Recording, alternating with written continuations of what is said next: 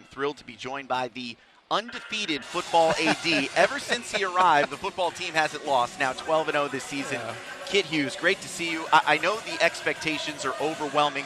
What can Holy Cross fans expect this weekend with the trip to Brookings? Oh, man, I think it's more of the same that we've seen all season long. You know, our team is they're incredibly together, they're mature, they're experienced, and they've played that way the entire season. So, you know, I'm hopeful this time of the year everybody's good. Everybody's really good. And I just hope they can go out there and play their best football, you know, and whatever's going to happen is going to happen. You know, the outcome of the game, sometimes the ball's not round.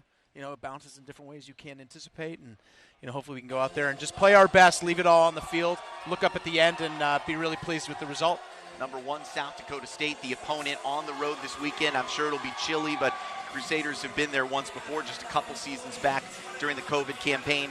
This is year 1 for you around this program. What have you enjoyed most about working with the Crusaders and head coach Bob Chesney?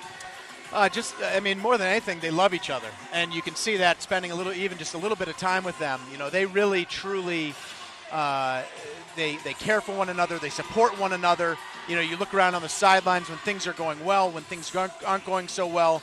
You know, they're there for one another, you know, all the time.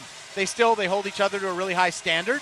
You know, it's, when people aren't playing up to their playing up to it, you know, they're not afraid to talk to each other about it and have hard conversations. I love watching a program like that. So, you know, they've worked hard, they put in the time, and it doesn't start, you know, in August with preseason camp. It doesn't start with week 1 in September. It's a football season's an entire year. This started a long time ago back in the wintertime, actually probably on the field at Villanova last year. And so to see them come through and fulfill all these goals they've had and still have on the table their really major aspirations, I just couldn't be more excited for these guys. And a national spotlight for Holy Cross, 12 p.m. kickoff Saturday on the big network, ESPN.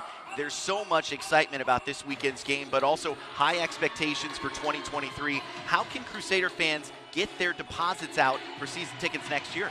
Yeah, so, before going to that, I just want to back up on that ESPN comment. You don't get that prime slot unless you have people's attention. And as I said, you know, we've gotten ourselves in a position where people are paying attention. Now what are we going to do with it, right? And so the national media exposure has been incredible. You know, we are this Saturday the only game leading up to Army-Navy. 2 games on TV. Holy Cross at noon on ESPN, prime ESPN. And then that leads directly into a 3 p.m. Army-Navy game. We have a chance to get eyeballs on us that from all over the country, from all over the world. And so that's incredibly special opportunity for the college, not just the football program. It's way bigger than that when you start having this conversation. And so that's very exciting for me. Also, we have our friend and Crusader alum, Bill Simmons, who's been on board with this ride and really he wants excited. a job next to me in the booth, I heard. He's been doing a great job. He's been pumping it up. I'm, listening to his podcast and know how excited he is. So it's kind of touching all these different outlets. But we definitely have people paying attention, and that's because of all the hard work of the people in the program and around the program supporting them over the years to help them get to the point where they're now able to achieve this. So, yes, we are excited for this year. We're excited for next year. We're hoping that people are looking forward to joining us fall 2023. We have a great schedule, a lot of exciting games, and we're taking deposits right now. So whether it's by calling up Justin Pearson, the athletic ticket office, or Bree, you can get them on the phone. You can go online. Try to make it as easy on people as possible to get involved. Let's talk a little bit about basketball. The energy in this building tonight is palpable, really, for the first time this season. You can feel, since fans returned from the COVID lockouts and things like that the team is really feeding off a little bit of that momentum. What's the expectation like this season for men's and women's basketball, knowing that there'll be a fan element here on a consistent basis?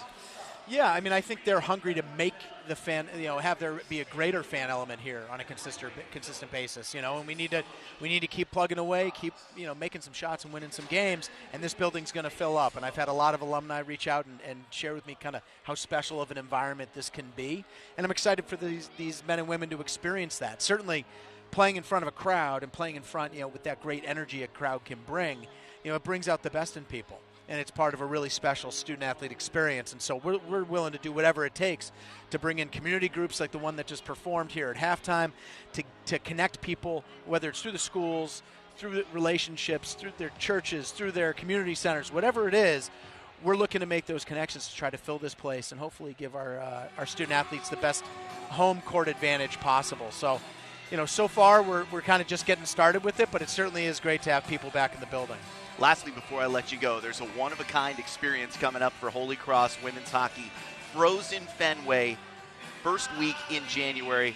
What can Crusader fans expect from that trip to America's favorite ballpark? Yeah, well, it's January 6th, and I'm really hopeful that people are going to be able to come out and join us.